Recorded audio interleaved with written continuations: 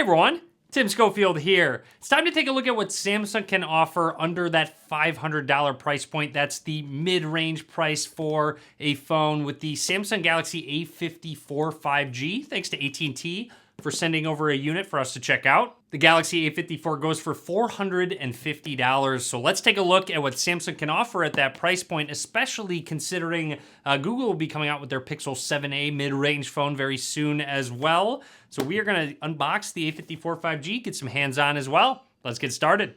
Here is our Samsung Galaxy A54 5G running on AT&T's network. Opening up the box right away, we get that A54. There's a quick look at it. We're gonna set it to the side for just a second. Our AT&T SIM card, of course. You get your standard quick start guide and a SIM ejection tool, which also acts as a micro SD card ejection tool, because this does have expandable storage. Finally in the box, just a USB Type-C to USB Type-C cable for charging. No charging brick is included. And on to what you came to see, that A54 from Samsung. Let's go ahead and boot it up, and while it boots up, let's take a closer look at the hardware. Down at the bottom, we have a microphone, USB Type-C port, one of our speakers. Moving along on the right side is our volume rockers power button. Make note of the camera bump.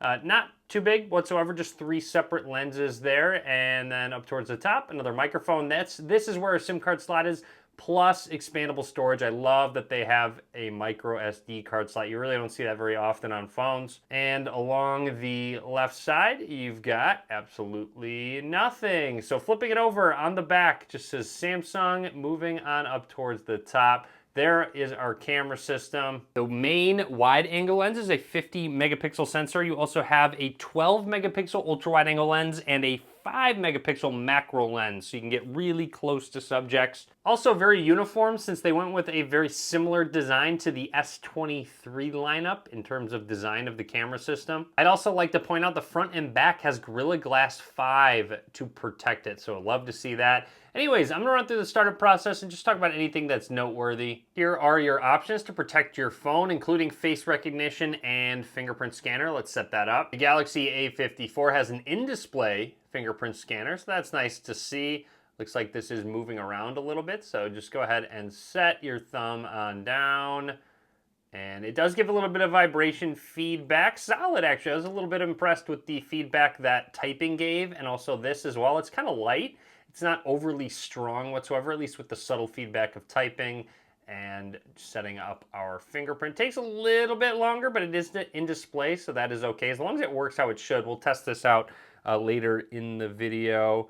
Just go ahead and make sure I'm pressing inside the circle, and there we go, 100%. You can add more if you'd like to. I will do that later. You can choose between light and dark mode, so take your pick. You can also change that in settings and actually have it change depending on the time of day as well. But here we are on our home screen, the Galaxy A54 5G. A close look at that 6.4-inch Super AMOLED display at 1080p resolution, but also it has a 120 hertz refresh rate, which I can already tell is enabled out of the box based on the smoothness of these animations. Just to double check, let's jump into settings and go to display. Motion smoothness, it's unadaptive, so it will automatically change between 120 hertz and down. You can force it at 60 hertz as well if you'd like to save some battery life, but definitely recommend using adaptive just because it looks so much smoother. Just want to point out with that camera cutout, that's a 32 megapixel camera on the front facing lens. Very quickly, you'll of course want to know what specs you get at this price point. You get Samsung's Exynos 1380 processor, which should be able to handle most tasks. If you do a lot of higher end gaming, you'll notice some throttling, especially after gaming for a certain period of time, but that's just on the higher end. It has a base of 6 gigs of RAM. You can get up to 8 gigs of RAM and a 5,000 milliamp hour battery. So I expect battery life to be pretty solid on this phone. Testing out that fingerprint scanner very quickly. There it goes, seems to be quick and accurate. Setting it down with the screen off, you don't need to actually press the power button. It recognized my thumb and unlocked it. This also has an IP67 rating, so dust and water resistance. Love to see that at this price point. And also, there is no wireless charging, unfortunately, and you can charge up to 25 watts. I wish that was a little bit faster. And I do wish it did have wireless charging, of course, but again, you do make sacrifices at certain price points. Just disconnected from my Wi-Fi, and there we go. We are on AT&T's 5G network. Anyways, let's test out that camera system very quickly. So opening up the camera app for the first time, just snapping some quick pictures. Shutter speed seems to be fairly quick. There's just maybe a slight delay after shifting and refocusing, but it's nothing too crazy, honestly. You also get that ultra-wide angle lens. I'm happy that this is included. These are a lot of fun to use. There is no telephoto lens though, unfortunately, so no zooming. I guess I take that back. You obviously can zoom. Here's 2x zoom, 4x zoom, 10x zoom, but this is all digital, so anything above 1x is actual digital zoom. One great thing about Samsung's camera app is all the useful features. There's a portrait mode, video as well. You can shoot all the way up to 4K, 30 frames a second, so UHD 30. There we go, so you can actually shoot in 4K on this phone, and in more, you have a pro mode, night mode, macro. Let's switch to macro just because this does have a dedicated macro lens.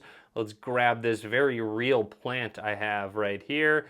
And depending on how much light you can get in, outside it usually does work better, but you can get pretty close to your subject overall and take some close-up shots.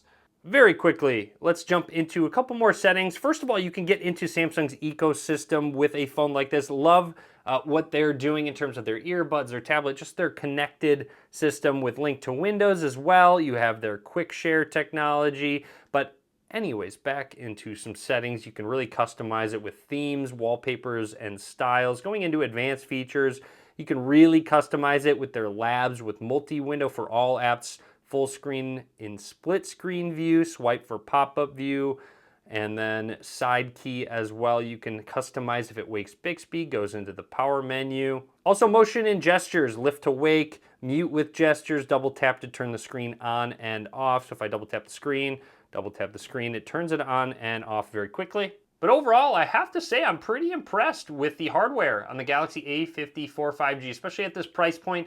Samsung always has done very well with their hardware, especially in the flagship space, of course, but it's nice to see they bring some of that hardware down to the $450 price point. But anyways, drop a comment. Let me know what you think about the Galaxy A54 5G from Samsung. Again, this is on AT&T's network. Thanks for sending this over for us to check out AT&T. Be sure to subscribe as well. A lot more content coming soon on Samsung devices and more.